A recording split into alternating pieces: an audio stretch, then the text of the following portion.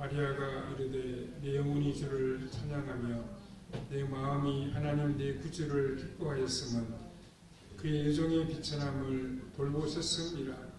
보라 이제 후로는 만세의 날을 복이 있다 일컬으리로다. 능하신 이가 큰 일을 내게 하셨으니 그 이름이 거룩하시며 긍휼하심이 두려워하는 자에게 대대로 이르는도다. 그의 팔로 힘을 보이사 마음의 생각이 교만한 자들을 흩으셨고 권세 있는 자를 그 위에서 내리치셨으며 비천한 자를 높이셨고 줄이는 자를 좋은 것으로 배불리셨으며 부자는 빈손으로 보내셨도다. 그 종 이스라엘을 두고사 긍휼히 여기시고 기억하시되 우리 조상에게 말씀하신 것과 같이 아브라함과 그 자손에게 영원히 하시리로다 하니라. 마리아가 석 달쯤 함께 있다가 집으로 돌아가니라. 아멘. 오늘은 마리아의 찬양이라는 제목으로 함께 말씀을 생각해 보겠습니다. 우리는 좋은 일이 있으면, 기쁜 일이 있으면 노래하게 됩니다. 찬양하게 됩니다. 정치인들은 권력을 좋아하겠죠. 또 예술가들은 아름다움을 기뻐하고 그것을 추구합니다. 사업하는 분들은 당연히 이익을 내는 것을 기뻐할 겁니다. 학자들은 간략하게 설명할 수 있는 이론을 기뻐합니다. 부모님들은 자녀를 바라보고 생각할 때 기뻐하고, 연애를 하고 있는 젊은 사람들은 연인을 만나는 것이 그 무엇보다도 기쁜 일이 될 것입니다. 우리 인생이 늘 기뻐하며 사는 것이 우리에게는 참으로 복된 일입니다. 그러면 우리는 무엇으로 인해 기뻐하고 있습니까? 예수님의 육신의 어머니인 마리아는 영혼으로 주를 찬양하며 온 마음으로 구주를 기뻐하고 있습니다. 마리아는 당시 사회에서 성령으로 아기를 잉태한 것이 불안할 수도 있었지만 하나님을 향한 찬양을 멈출 수가 없었습니다. 우리는 이 마리아의 찬양을 함께 생각해 보면서 오늘 우리에게 주시는 주님의 교훈을 함께 받아야 하겠습니다. 첫 번째로 마리아는 찬양하는 이유가 있었습니다. 46절에서 48절에 마리아가 이르되 내 영혼이 주를 찬송하며 내 마음이 하나님 내 구주를 기뻐하였으면 그의 여종의 비천함을 돌보셨습니다. 보라 이제 후로는 만세의 날을 복이 있다 일컬으리로다. 이렇게 말씀하고 있습니다. 마리아는 왜 자신이 찬양하는지 그 이유를 밝히고 있습니다. 마리아가 하나님을 찬양하는 것은 하나님께서 자신의 비천함을 돌보셨기 때문이라고 했습니다. 그럼 여기서 마리아의 비천함은 무엇입니까?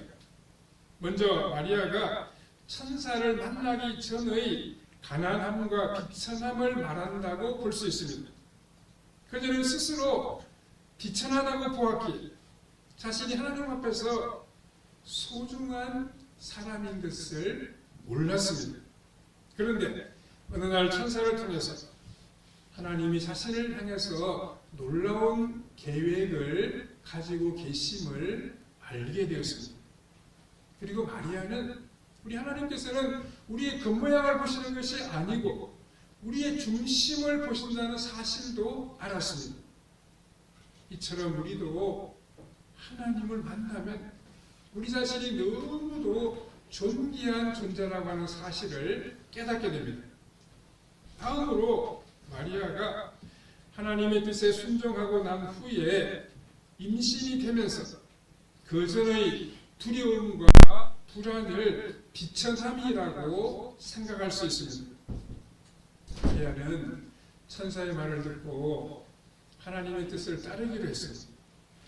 그러나 인간은 연약하기 때문에 말씀에 순종하면서도 불안한 마음이 생길 수 있습니다. 그런데 하나님은 마리아를 그 불안한 상태로 내버려 두지 아니하셨습니다.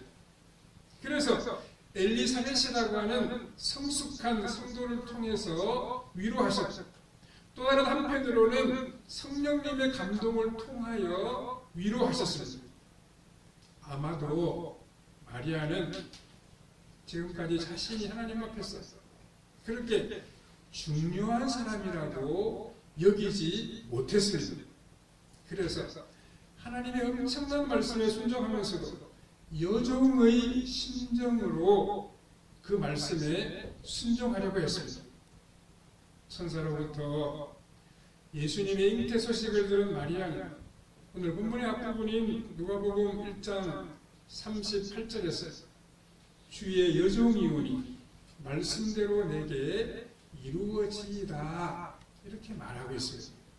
이 말은 나는 하나님 아무것도 아닙니다.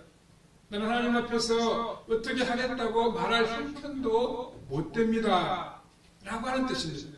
이런 마음으로 제가 하나님께 따르겠습니다 라고 하는 그런 이야기입니다.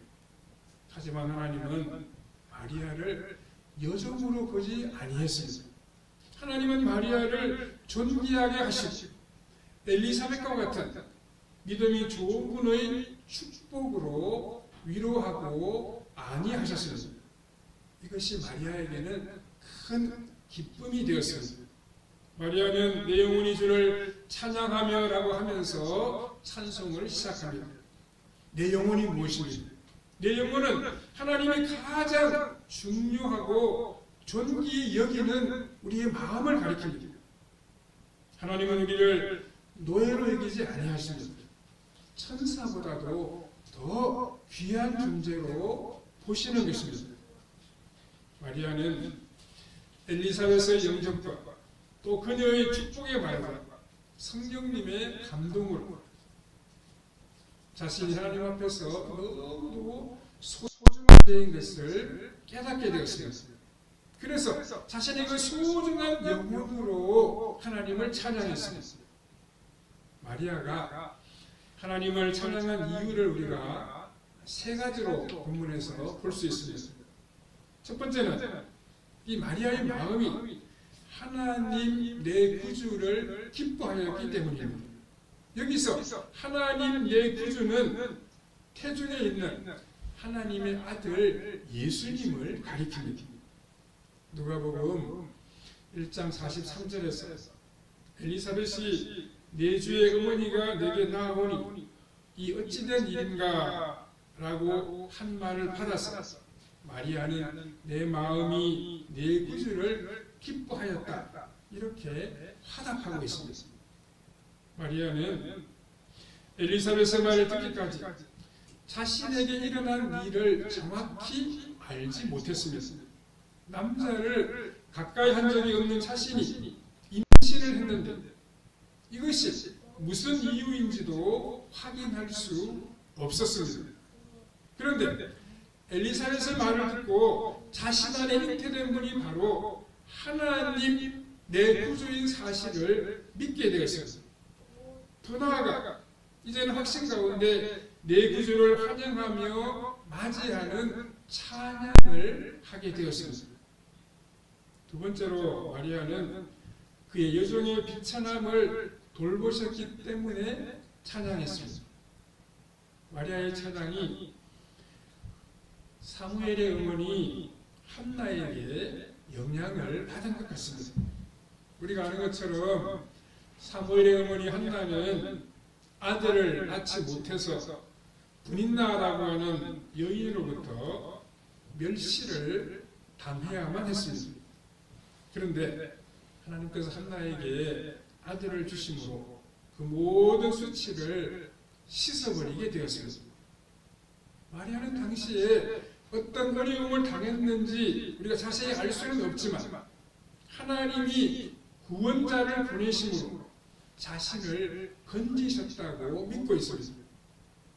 예수님은 모든 문제와 어려움의 해답이 되십니다.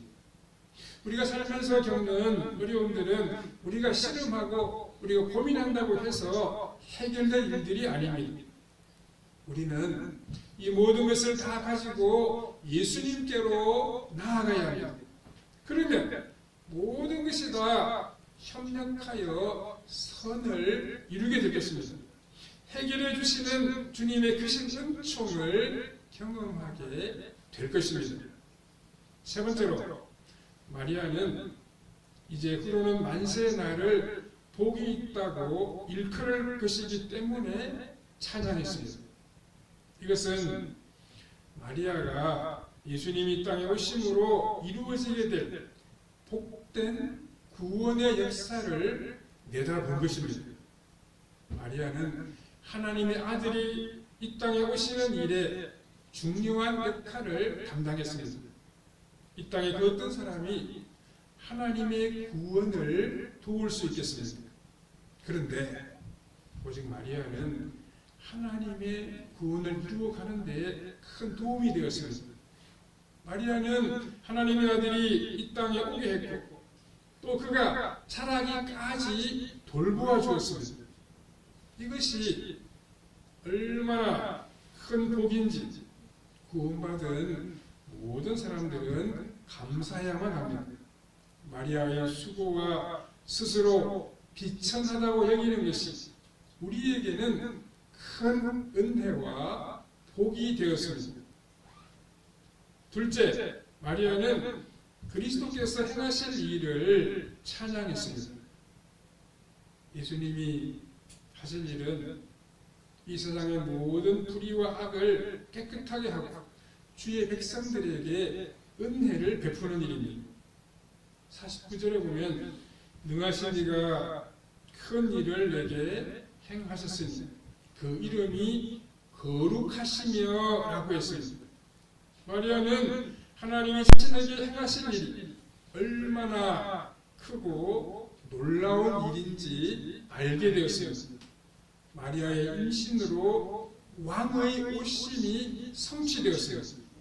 즉 하나님이 이 땅에 오시게 된 것입니다. 모든 사람의 비극은 하나님께 죄를 범하였기 때문에 하나님의 생명에서 끊어진 데 있습니다. 그렇게 되어 사람들은 스스로의 노력으로 구원을 얻을 가능성이 전혀 없게 되었습니다. 그런데 하나님의 아들이 이런 우리를 구원하시려고 지극히 낮아지셨습니다. 그 하나님의 아들은 사람이 되기 위해서 아기의 몸으로 이 땅에 우리를 찾아오셨습니다. 하나님의 아들이 우리와 같은 인간이 되시기 위해서 여인의 몸에 잉태되셨습니다. 그리스도 오심으로 끊어졌던 하나님의 은혜가 회복되었습니다. 풍성하게 그 은혜가 회복되었습니다. 예수 그리스도는 인간의 죄로 인한 저주를 없애기 위해서 이 세상에 오셨습니다. 어떻게 보면 마리아는 그리스도를 잉태한 것이 두려움과 고통일 수도 있습니다. 그러나 인류 전체를 한번 생각해 보면 그것은 엄청난 구원이요 하나님의 놀라운 은혜입니다.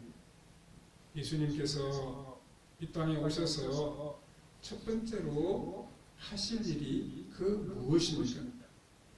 51절과 52절 앞부분에 보면 그의 팔로 힘을 보이사 마음의 생각이 교만한 자들을 흩으셨고 권세 있는 자를 그 위에서 내리치셨으며 라고 했습니다. 예수 그리스도가 가장 먼저 하실 일은 교만한 자의 세력을 꺾어버리는 것입니다. 여기서 교만한 자라고 하는 것은 사탄을 가리킵니다. 예수 그리스도가 세상에 오신 목적 중에 하나는 인간을 지배하고 있는 사탄의 세력을 제거하는 것입니다.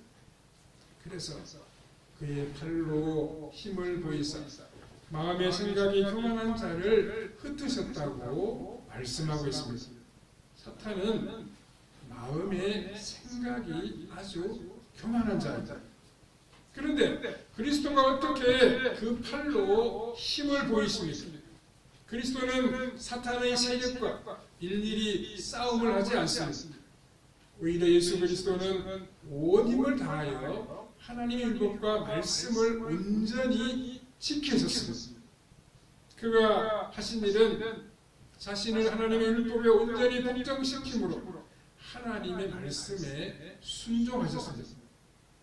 예수님은 십자가에 못 박혀 죽으시기까지 하나님의 말씀을 따라 모든 것을 다 행하셨습니다. 그때 사탄은 예수 그리스도의 팔에 완전히 패배하게 된 것입니다. 왜냐하면 하나님은 예수님의 죽으심을 통하여 우리 인간의 모든 죄를 다 용서하여 주셨기 때문입니다. 그 결과가 무엇입니까? 이제 사탄은 완전히 불법의 세력이 되고 만 것입니다. 이 세상에서의 싸움은 혈과 육에 대한 것이 아닙니다. 우리는 눈에 보이지 않는 악한 영들과의 싸움에서 오직 하나님의 말씀만 붙잡고 나아가면, 하나님께만 순종하면 승리할 수 있습니다. 악한 영들을 말씀으로 물리칠 수 있습니다. 우리도 예수님을 따라 온전한 순종으로 이 땅을 승리하며 죄악을 물리치며 살아갈 수 있습니다. 예수님이 우리를 위해 죽어주신 것은 우리의 모든 죄를 다 담당하신 것입니다. 우리가 해결할 수 없는 죄 문제를 예수님이 맡아서 해결해 주신 것입니다. 이제 후로는 사탄이 우리를 지배할 수 없습니다. 우리가 사탄의 지배 아래 놓여 살아갈 필요가 없습니다. 예수님이 승리하신 것처럼 우리도 승리하며 주님을 찬양하며 주님이 따라가신 길을 온전히 따라가면 되는 것입니다. 예수님은 십자가를 지심으로 우리를 죄에서 완전히 해방시켜 주셨습니다. 또한 하나님은 이 세상 사람들을 똑같이 대우하지 아니하십니다. 52절 후반부와 53절에 비천한 자를 높이셨고 줄이는 자를 좋은 것으로 배불리셨습니다. 부자는 빈손으로 보내셨도다 라고 했습니다. 하나님은 어떤 사람들에게 은혜를 베풀어 주시겠습니까? 하나님은 모든 사람을 똑같이 공평하게 그렇게 사랑하시는 분이 아니십니다. 하나님의 정의는 공평함이 아닙니다. 하나님은 마음이 가난한 사람을 더 사랑하십니다. 하나님은 약자를 더 사랑하십니다. 고아와 과부를 하나님이 더 돌보신다고 말씀하셨습니다. 교만하고 자신을 내세우기를 좋아하는 사람들은 하나님께로부터 얻을 것이 그 아무것도 없습니다. 왜냐하면 하나님은 그들을 빈손으로 보내실 것이기 때문입니다. 하나님이 가장 좋아하시는 것은 겸손한 마음입니다. 마음이 가난한 사람입니다. 나는 하나님 앞에 아무것도 없다라고 자신의 부족함을 하나님 앞에 고백하는 사람입니다. 하나님이 도우지 아니하시면 내가 살아갈 수 없다고 그렇게 하나님께 맡기는 사람입니다. 하나님 은혜를 주실 때마다 다른 것은 보시지 않고 오직 가난한 마음만 찾으십니다. 그래서 자신이 모자라고 부족하다고 여기는 가난한 마음으로 하나님을 찾는 사람은 하나님의 큰 은혜와 위로를 만나게 될 것입니다. 우리나라에 복음이 처음 들어왔을 때 선교사들이 무슨 일을 했습니까? 선교사들이 예수님이 하신 것 그대로 따라했습니다. 선교사들이 복음을 전했죠. 예수님이 복음 전했지 않습니까? 예수님이 말씀을 가르치는 사역을 했습니다. 그래서 선교사들이 가르치기 위해서 말씀을 가르치기 위해서 학교를 세웠습니다. 예수님이 병을 치료하는 사역을 담당했죠. 선교사들이 병원을 세워서 병든 사람들을 살리기 위해서 노력했습니다. 이렇게 함으로 주의 복음을 우리나라에 전하게 된 것입니다. 이 복음으로 말씀 가르치고 복음 전함으로 이 땅에 있는 많은 영혼들을 살리려고 했던 것입니다. 오늘 우리도 소망이 없는 이 사회, 말씀과 복음으로 비전을 제시해야 합니다. 우리 사회에 나아갈 길을 우리 그리스도인들이 우리 삶으로 보여주어야 됩니다. 이것이 예수님이 오신 것을 기뻐하는 우리가 마땅히 해야 될 일인 것입니다. 우리가 말씀에 먼저 순종하고 작은 일부터 실천하면 복음으로 우리 사회를, 말씀으로 우리 사회를 새롭게 만들어갈 수가 있을 것입니다. 셋째, 조상들에게 하신 언약을 지켜주신 하나님을 마리아는 찬양했습니다. 마리아는 하나님께서 오래전에 조상들에게 약속하신 말씀을 성취하셨다고 밝히고 있습니다. 54절, 55절에 그 종 이스라엘을 도우사 긍휼히 여기시고 기억하시고 우리 조상에게 말씀하신 것과 같이 아브라함과 그 자손에게 영원히 하시리로다 하니라 라고 했습니다. 그리스도의 구원은 거슬러 올라가면 인간이 처음 죄를 범했던 그 순간에 이르게 됩니다. 인간이 처음 타락했을 때 하나님은 인간의 죄를 해결할 수 있는 유일한 길을 제시하셨습니다. 그것은 여자의 후손이 오셔서 뱀의 머리를 깨트리는 것입니다. 여자의 후손이라고 하는 것은 그가 반드시 사람으로 이 땅에 오셔야 한다는 뜻입니다. 뱀의 머리를 깬다는 것은 인간을 속박하는 죄의 세력을 꺾어버리고 우리 인간을 구원하는 것입니다. 우리가 구원받기 위해서는 우리의 죄값이 지불돼야 합니다. 이것은 전혀 죄가 없으신 분이 우리를 대신하여 죄를 담당해 주셔야 한다는 뜻입니다. 그런데 우리가 아는 것처럼 이 세상에 죄가 없는 사람은 단 한 사람도 없습니다. 우리는 조상들로부터 부모들로부터 죄를 다 물려받았습니다. 또 우리 스스로도 죄를 범하고 있습니다. 그러니까 이 세상에 의인은, 죄 없는 사람은 성경 말씀 그대로 한 사람도 없는 것입니다. 그렇기 때문에 죄가 없으신 하나님의 아들이 이 세상에 오셔야만 했습니다. 그 다음에는 우리가 이 세상에 오신 그 예수님을 믿어야 됩니다. 이것은 하나님 우리 마음에 믿음을 주셔야 되는 것입니다. 이 믿음을 가지고 하나님이 주시는 능력을 받아 우리가 하나님 말씀대로 살아가야 합니다. 우리가 참 짧은 인생을 살지만 말씀에 순종하지 않고 하나님께 영광을 돌리지 아니하면 우리가 복된 삶을 살 수가 없습니다. 하나님이 기뻐하시는 삶을 이어갈 수가 없습니다. 여자의 후손이 뱀의 머리를 깨트리는 것을 다시 구체적인 약속으로 주신 것은 믿음의 조상 아브라함을 통해서입니다. 이것은 누구든지 믿음으로 의롭다함을 받는 것입니다.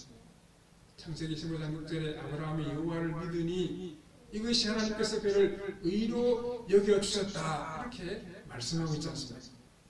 우리가 믿음으로 살아가면 하나님을 온전히 믿고 살아가면 하나님이 그것을 우리가 의롭게 여겨주시는 것입니다. 하나님 앞에서 죄를 용서받으려면 하나님의 아들 예수님이 나의 죄를 대신해서 죽었다는 사실을 믿어야 합니다. 이 믿음을 가지고 살아가야 합니다. 마리아는 하나님께서 예수님을 통해 보여주신 거대한 죄사함의 역사를 내다보며 하나님을 찬양했습니다. 많이 가진 사람들은 없는 사람들과 나눔을 통해서 사랑을 실천하며 삶 전체로 하나님을 찬양해야 됩니다. 마리아는 입술로 앞으로 오실 메시아이신 예수님께서 하실 일을 찬송했습니다. 모든 사람과 사람 사이에 가로막힌 담을 다 헐어버리시고 서로 사랑으로 예수님을 섬기며 살아가는 그때를 내다보며 마리아는 찬송했습니다. 우리가 예수님으로 인한 이 엄청난 변화를 우리의 삶 속에서 실천할 때 우리의 삶이 하나님 앞에 영광스러운 예배가 될 것입니다. 마리아는 영광의 찬송을 주님께 드렸습니다. 우리는 우리의 삶을 통해서 이 변화가 우리의 삶 속에서 지속되고 있는지 한번 살펴보아야 됩니다. 우리도 우리 삶으로 하나님의 이름을 높이고 찬양해야 됩니다. 예수님이 오신 것을 기뻐하며 찬양함으로 우리도 맞이해야 됩니다. 우리도 예수님처럼 사랑하며 살아가기로 다짐해야 됩니다. 우리도 다른 사람을 살리고 믿지 않는 사람들을 주님께 인도하는 이 복된 일을 감당하기로 다짐해야 하겠다는 말씀입니다. 그리고 우리 주님께서 기뻐하실 만한 인생이 되도록 우리의 삶 전체를 설계하고 그 설계한 대로 믿음으로 아름답게 살아가야 할 것입니다. 성탄절을 맞이하면서 우리의 생활로 하나님 앞에 영광과 찬송을 돌려드리고 우리도 예수님처럼 섬기며 살겠다고 다시 한번 다짐해야 할 것입니다. 마리아가 불렀던 이 찬양을 삶으로 하나님께 마리아가 불렀던 이 찬양을 삶으로 하나님께 올려드림으로 귀하고 복된 인생을 펼쳐가는 성도님들의 삶이 다 되시기를 바랍니다. 기도드리겠습니다. 거룩하신 하나님 감사합니다. 마리아가 예수님이 오심을 기뻐하며 하나님을 찬양한 내용을 우리가 함께 살펴보았습니다. 예수님의 구원의 역사를 찬양했으며 또 아브라함으로 인한 그 놀라운 구원의 역사가 연속으로 이루어지는 사실도 함께 찬양한 것을 살펴보았습니다.